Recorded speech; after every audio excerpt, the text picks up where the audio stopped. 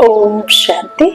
31 मई 2024 के ईश्वरीय महावाक्य हैं। आज की साकार मुरली का सार। मीठे मीठे प्यारे प्यारे श्री बाबा ने कहा, मीठे बच्चे बाप आए हैं कांटों को फूल बनाने। सबसे बड़ा कांटा है देह अभिमान, इससे ही सब विकार आते हैं, इसलिए देही अभिमानी बनो। प्रश्न है, भक्तों ने बाप के किस कर्तव्य को ना समझने के कारण सर्वव्यापी कह दिया है? उत्तर, बाप बहुरूपी है। जहाँ आवश्यकता होती सेकंड में किसी भी बच्चे में प्रवेश कर सामने वाली आत्मा का कल्याण कर देते हैं, भक्तों को साक्षात्कार करा देते हैं। वह सर्वव्यापी नहीं लेकिन बहुत तीखा रॉकेट है। बाप को आने जाने में देरी नहीं लगती। इस बात को ना समझने के कारण भक्त लोग सर्वव्यापी कह देते हैं। टीवी के भगवान देखे ना, जैसे ही आवाज लगा वैसे ही आकर के खड़े हो जाते हैं। तो बाबा कहते हैं, मैं आता हूँ, बहुत तीखा रॉकेट हूँ, है ना, देरी नहीं लगती आने में। लेकिन बाबा कहते हैं कि ऐसा समझते हैं कि बाप बहुरूपी है, जहाँ आवश्यकता होती है सेकंड में भी आ जाते हैं, प्रवेश कर लेते हैं, सामने वाली आत्मा में कल्याण कर देते, भक्तों को साक्षात्कार देते। तो वह सर्वव्यापी नहीं लेकिन बहुत तीखा रॉकेट है। बाबा कहते हैं, देखो बाबा को एक तरह से हर एक महावाक्य में समझाने और समझने की बातें हैं। बाबा कहते हैं, इस विश्व में सर्व मनुष्य आत्माओं के अंदर रावण रूपी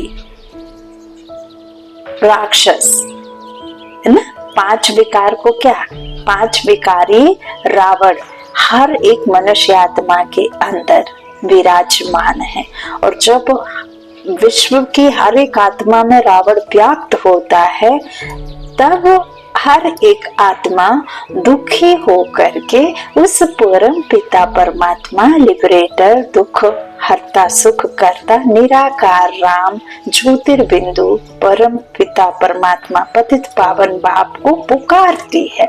तो वो संगम युग पर आते हैं, है ना। तो बाबा ऐसे नहीं कि सर्वव्यापी रावण है, लेकिन जिसने अपनी आत्मा को जान लिया, परमात्मा को पहचान लिया। तो बाबा कहते हैं, फिर इस बात को ना समझने के कारण भक्त लोग सर्वव्यापी कह देते हैं।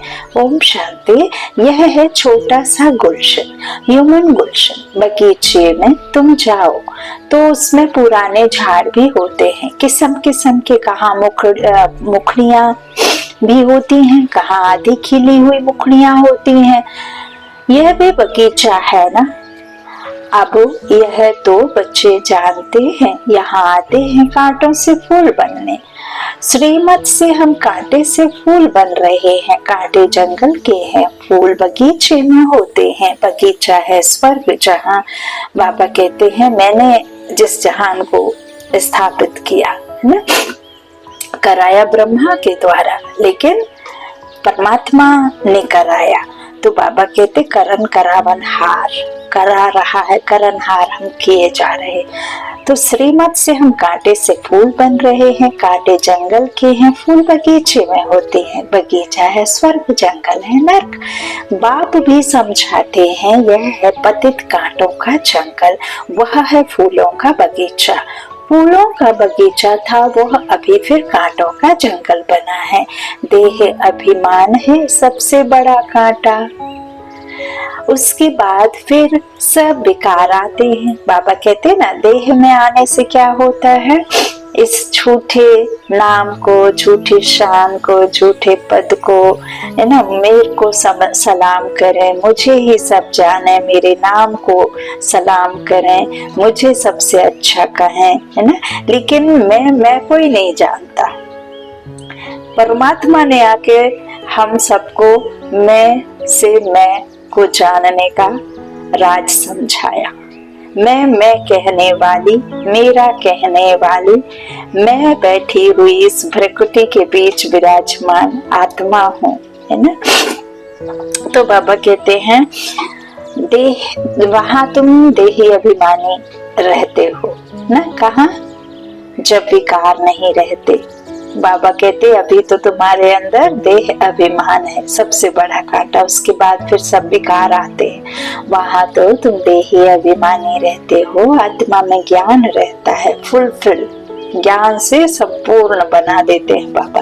तो अभी हमारी आयु पूरी होती है, अब हम यह पुराना शरीर छोड़ दूसरा जाकर लेंगे। साक्षात्कार होता है, हम गर्भ महल में जाकर विराजमान होंगे, फिर मुखड़ी बनकर मुखड़ी से फूल बनेंगे।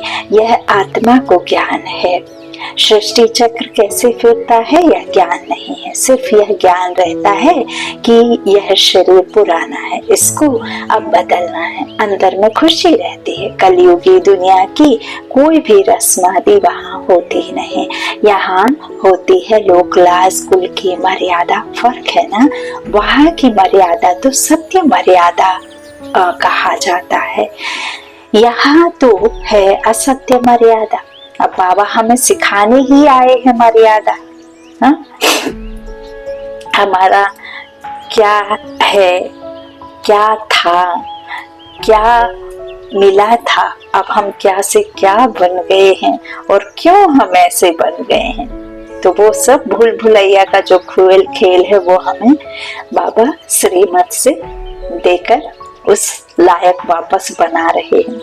तो बाबा कहते हैं वहाँ मर्यादा जो थी सत्य थी, मर्यादा कहा जाता है, यहाँ तो है असत्य मर्यादा। सृष्टि तो है ना, बाप आते ही हैं, जबकि आसुरी संप्रदाय है, उसमें ही देवी संप्रदाय की जब स्थापना हो जाती है तब विनाश होता है। तो जरूर आसुरी संप्रदाय है, उसमें ही देवी गुण वाली संप्रदाय स्थापन हो रही है।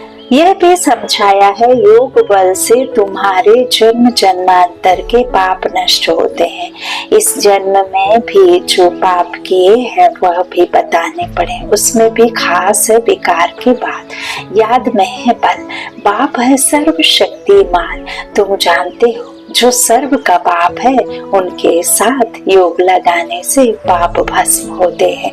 यह लक्ष्मी नारायण सर्वशक्तिमान है ना। सारी सृष्टि पर इनका राज्य है, वह है ही नई दुनिया, हर चीज नई। अब तो जमीन ही कल राठी हो गई है। अभी तुम बच्चे नई दुनिया के मालिक बनते हो, तो इतनी खुशी रहनी चाहिए। जैसे स्टूडेंट वैसी खुशी भी जाती होगी। तुम्हारी यह है ऊंचते ऊंची यूनिवर्सिटी, यूनिवर्स पढ़ाने वाला हम बच्चों को ऊंचते ऊंच पढ़ाने वाला है। बच्चे पढ़ते भी हैं ऊंचते ऊंच बनने के लिए। तुम कितना नीच थे, एकदम नीच से फिर ऊंच बनते हैं। बाप खुद ही कहते हैं तुम स्वर्ग के लायक थोड़े ही हो, अब पवित्र वहां जा ना सके, नीचे है तब तो ऊंच देवताओं के आगे उन्हों की महिमा गाते हैं। मंदिरों में जाकर उन्हों की ऊंचाई और अपनी नीचता का वर्णन करते हैं, फिर कहते हैं रहम करो तो हम भी ऐसे ऊंच बने।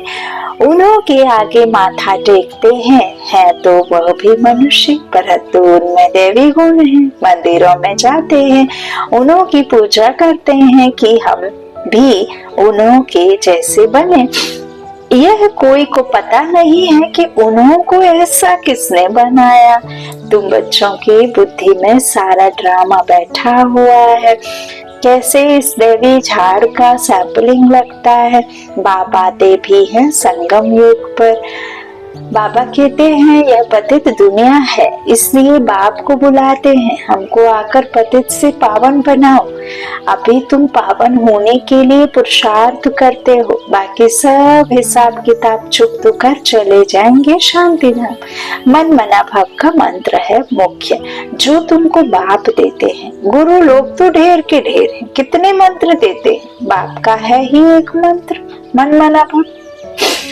बाप ने भारत में आकर मंत्र दिया था जिससे तुम देवी देवता बने थे। सत्य नारायण की कथा सत्य बाप आकर सुनाते हैं, कोई एक पार्वती को नहीं, सर्व आत्माएं बाबा के बच्चे सबको सुनाते हैं। बाबा कहते हैं आकर मैंने जो मंत्र दिया जिससे तुम देवी देवता बने थे, भगवानवाच है ना, वो लोग भल श्लोक आदि करते कहते हैं परंतु अर्थ कुछ भी नहीं समझते।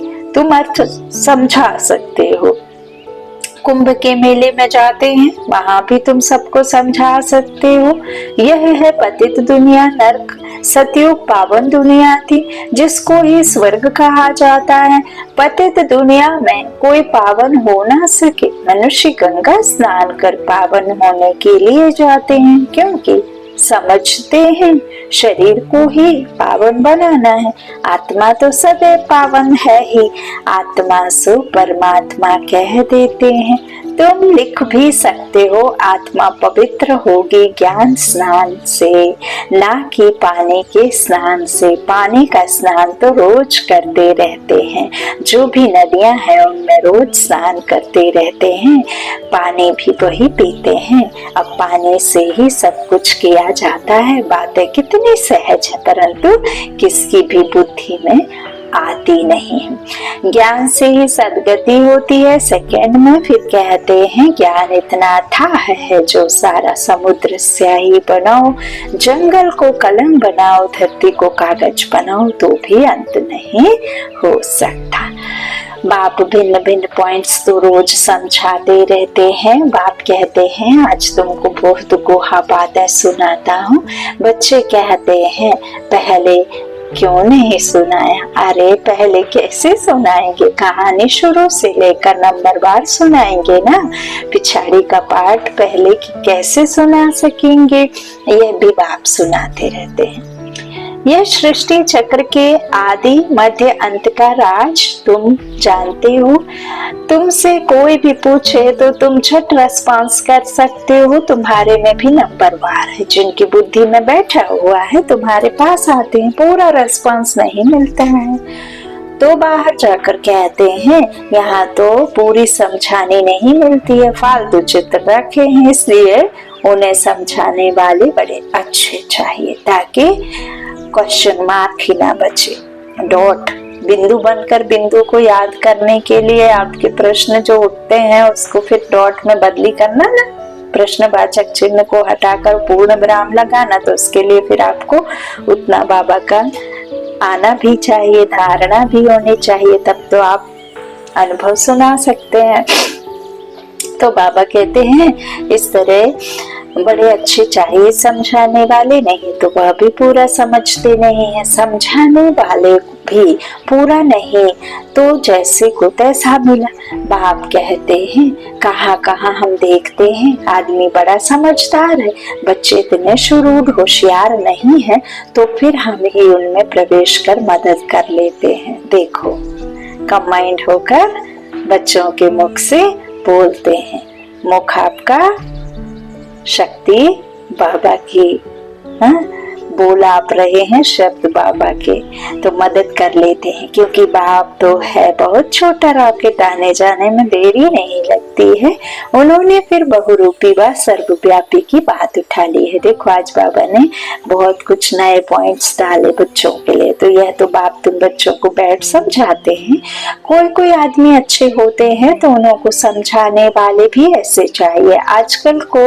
आजकल तो कोई छोटेपन से भी शास्त्र कंठ कर लेते हैं, क्योंकि आत्मा संस्कार ले आती है।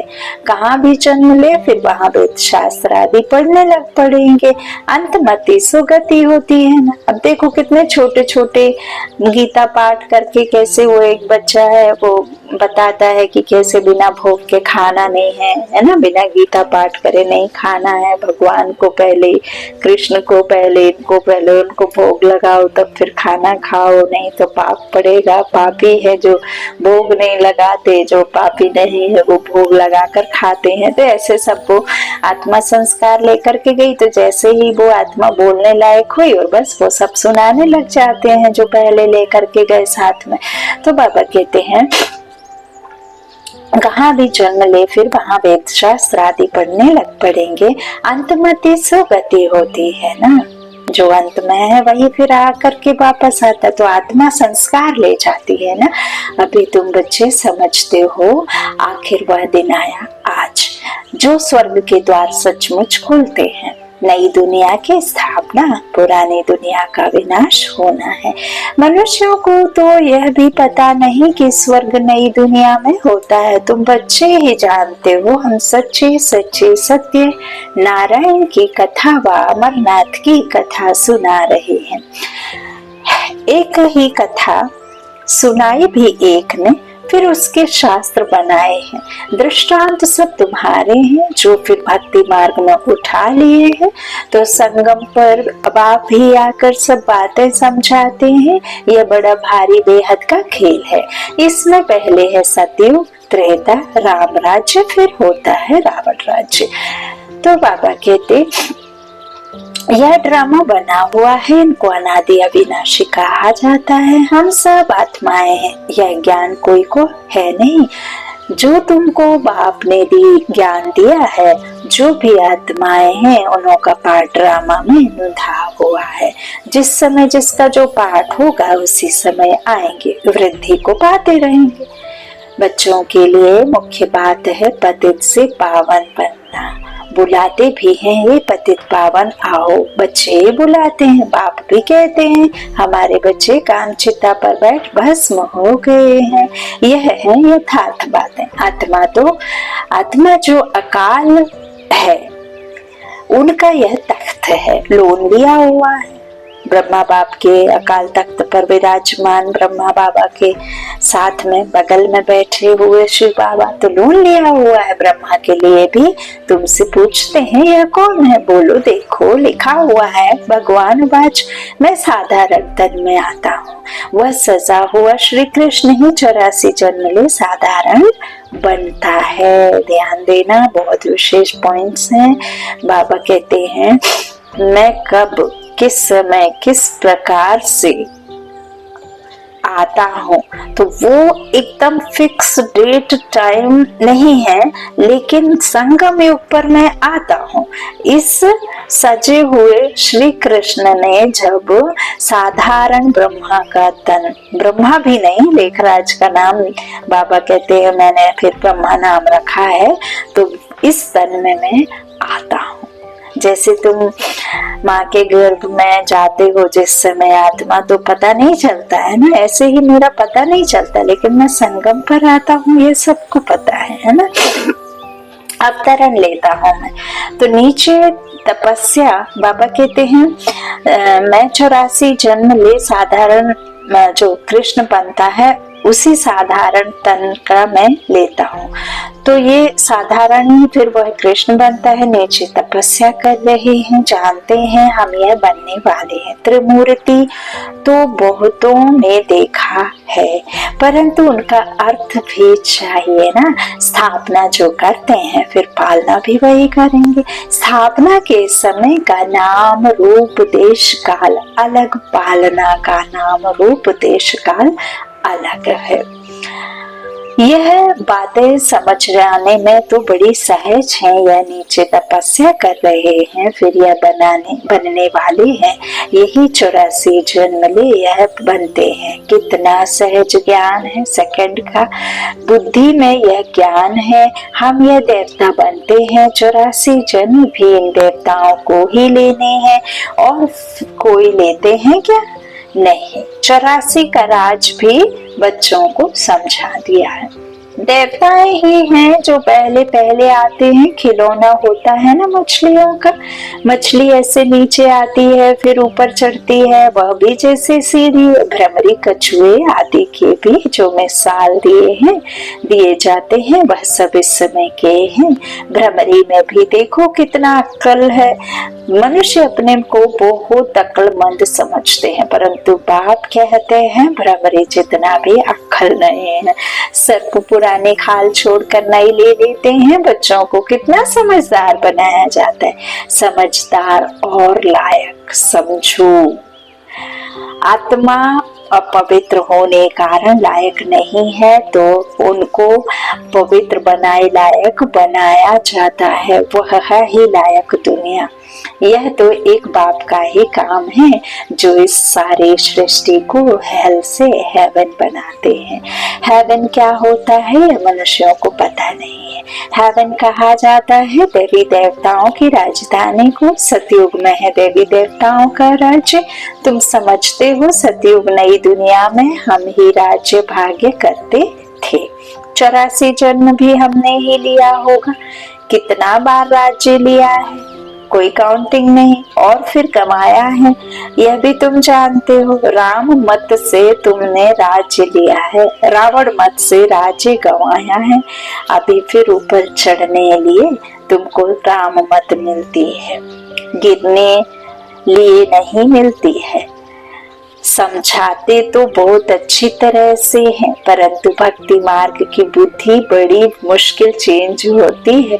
भक्ति मार्ग का शो बहुत है, वह है दलदल, एकदम गले तक उसमें डूब पड़ते हैं। जब सभी का अंत होता है तब मैं आता हूँ, सभी को ज्ञान से पार ले जाता हूँ। मैं आकर इन बच्चों द्वारा कार्य कराता हूँ। करण करावनहार कार्य कराता है। बाबा के साथ सर्विस करने वाले तुम ब्राह्मण ही हो जिनको खुदाई खिदमतगार कहा जाता है। यह सबसे अच्छी खिदमत है। बच्चों को श्रीमत मिलती है, ऐसे ऐसे करो, फिर उनसे छांट कर निकलेंगे। यह भी नई बात नहीं है, कल्प पहले भी जितने देवी देवता निकले थे वही निकलेंगे। बिरादरी के ही सुनेंगे, बाकी तो भाग जाएंगे। तो ड्रामा में नूंद है, तुमको सिर्फ पैगाम पहुंचाना है। मैं बाबा कहते हैं बहुत सहज।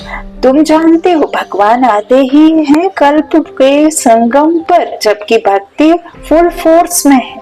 बाप आकर सबको ले जाते हैं। तुम पर अभी बृहस्पति की दशा है, सब स्वर्ग में जाते हैं, फिर पढ़ाई में नंबरवार होते हैं। कोई पर मंगल की दशा, कोई पर राहु की दशा बैठती है। अच्छा, मीठे मीठे सीखी लदे बच्चों प्रति माता पिता बाप दादा का याद प्यार और गुड मॉर्निंग। रूहानी बाप की रूहानी बच्चों को नमस्ते। हम रूहानी बच्चों की रूहानी माता पिता बाप दादा को याद प्यार और गुड मॉर्निंग। शुक्रिया बाबा, शुक्रिया। धारणा के लिए मुख्य सार पहला बाबा ने कहा, लायक और समझदार बनने के लिए पवित्र बनना है। सारी दुनिया को हेल से हेवन बनाने के लिए बाप के साथ सर्विस करनी है, खुदाई खिदमतगार बनना है। दूसरा, कलयुगी दुनिया के रस्म रिवाज, लोक लाज, कुल की मर्यादा छोड़ सत्य मर्यादाओं का पालन करना है। दिखावे की दुनिया से अब दूर रहना है। तो बाबा कहते कलयुगी दुनिया की रस्म रिवाज, लोक लाज, कुल की मर्यादा छोड़ सत्य मर्यादाओं का पालन करना है। देवी गुण संपन्न बन देवी संप्रदाय की स्थापना करनी है। वरदान, अपवित्रता का अंश, आलस्य और अलबेलेपन का त्याग करने वाले संपूर्ण निर्विकारी भव। दिनचर्या के कोई भी कर्म में नीचे ऊपर होना, आलस्य में आना या अलबेला होना, यह विकार का अंश है जिसका प्रभाव पूजनीय बनने पर पड़ता है। यदि आप अमृत वेले स्वयं को जागृत स्थिति में अनुभव नहीं करते, मजबूरी से व सुस्ती से बैठते हो, तो पुजारी भी मजबूरी व सुस्ती से पूजा करेंगे। तो आलस्य वाल वेलेपन का भी त्याग कर दो, तब संपूर्ण निर्विकारी बन सकेंगे। स्लोगन, सेवा भले करो लेकिन व्यर्थ खर्च नहीं करो। सेवा भले करो लेकिन व्यर्थ खर्च नहीं करो। अच्छा, ओम शांति।